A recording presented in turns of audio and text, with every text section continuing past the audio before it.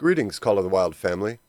Since Intisuyu released, I've been working on figuring out the spawn ranges for jaguars. After hundreds of harvests, I've finally identified all of them. Some people have already been asking me for a map showing these spawn ranges, so today I'm giving that to the Call of the Wild community.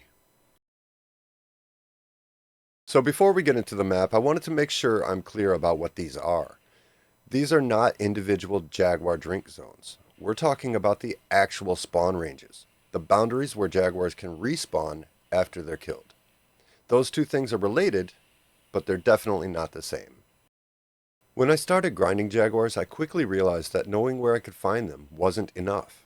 I wanted to know where they were actually coming back. Over hundreds of harvests, I started noticing patterns in respawns. Those patterns eventually showed me limited ranges where a jaguar could respawn after being killed. I'm confident I've pinpointed these spawn ranges across Intisuyu. They have completely changed how I approach jaguar grinding. So let's take a look at them.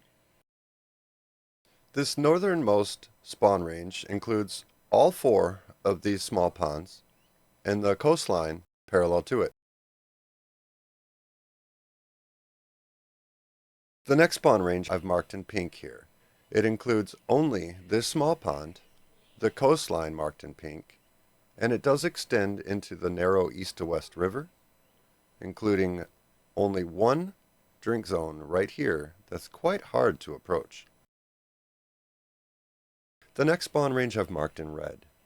It includes this pond here and this section of the main river's coastline.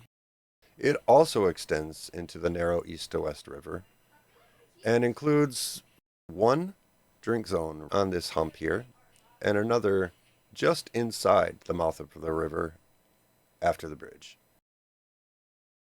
The next spawn range I've marked in yellow. It includes this section of the main river's coastline, these three small ponds, and the top zone on this pond right here. Below that is another spawn range.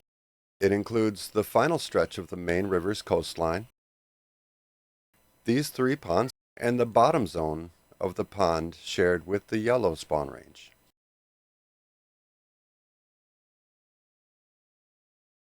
The narrow east to west river has a spawn range on the southern side. It includes this small pond here and any drink zones found on the southern coast of that river. Included are also any drink zones on the southern part of the central river. The final spawn range is found on the northern side of this river. It includes any drink zones found along the northern coast of the river, any drink zones found on the northern section of the central river, these two ponds, and this small pond over here. So those are the 7 jaguar spawn ranges that I've identified. Now, before we move on, I do want to add that 2 different players may have different distributions of jaguars across these areas. The number of jaguars you find in each spawn area can vary, and so can the ratio of males to females. Some spawn areas may also fit your playstyle better than others. For example, I personally don't enjoy hunting along the narrow east to west river, and the pink spawn range can have a drink zone on that river that's a pain to approach. Because of things like that, the spawn areas you choose to hunt may end up being completely different from mine. The important thing is that now you know where those boundaries are, so you can experiment and figure out which combination works best for your own grind. Now let me show you how I eventually settled on what spawn ranges I would use. When I first started grinding jaguars, this wasn't my setup at all. Originally, I was hunting every possible drink zone as I mapped those out in Photoshop and tracked respawns. My first Great One jaguar spawned while doing this. Once I identified these spawn ranges, I chose 2 of them to be my new grind setup, the northernmost and southernmost spawn ranges. To begin with, these 2 areas consisted of 5 males and 6 females. I swapped those females out for males. So how do you swap? Personally, I down a female in my main areas and a male outside those areas. I leave them both on the ground and exit to main menu. This forces both of them into the respawn pool at the exact same time. You'll want to make sure not to kill any jaguars 15 to 20 minutes prior to swapping, and after swapping allow 15 to 20 minutes for the swaps to respawn. There's approximately a 50-50 chance that your swap will be successful. If you go back and find that it wasn't, attempt it again. After swapping these and grinding some, eventually one of the 11 male jaguars respawned back where I had taken a male from in my swaps. The respawn was a level 6, so I decided to leave him and keep grinding using my remaining 10 jaguars. 5 males in one spawn range, 5 males in the other. That's exactly how it's remained for hundreds of harvests, and it's the setup I'm still using today. There are 20 male jaguars on the map. I only hunt the 10 in these 2 spawn areas. The other 10 jaguars stay exactly where they are. That gives me a really compact rotation with very little running between lakes. The only downside is, sometimes this method is so efficient, my rotation is actually too fast. Finding 10 jaguars in this limited area is so easy that occasionally I'll harvest all 10 before the game has respawned the first harvest. I go back and there's nothing there yet. Could I fix that? Probably.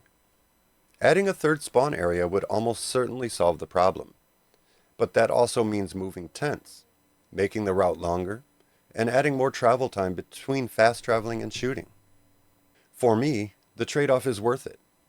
I'd much rather have an occasional short wait than turn a clean, efficient rotation into a larger, messy one. So when that happens, I just let the game catch up. It gives me time to check in on my friend Pablo. So this is the method I've been using since I figured all of this out. After hundreds of harvests, it's stayed incredibly consistent. I've now spawned my second Great One Jaguar using this method. I've harvested lots of diamond cats, and this rare leucistic jaguar as well. I'm not saying this is the only way to grind jaguars, and I'm not saying it's the best way either. It's just the method that ended up working really well for me over a long period of testing. That's the full breakdown of the jaguar spawn areas I've identified on Intisuyu. If you end up trying this setup yourself, I'd be really interested to hear how it works out on your map, because I know there will be some variation from player to player. You can screenshot the spawn range map, find it on my Discord linked in the description below, or look for a community post later today. If you find something different in your testing or something that works better, drop it in the comments. The more we compare notes, the more accurate this gets for everyone.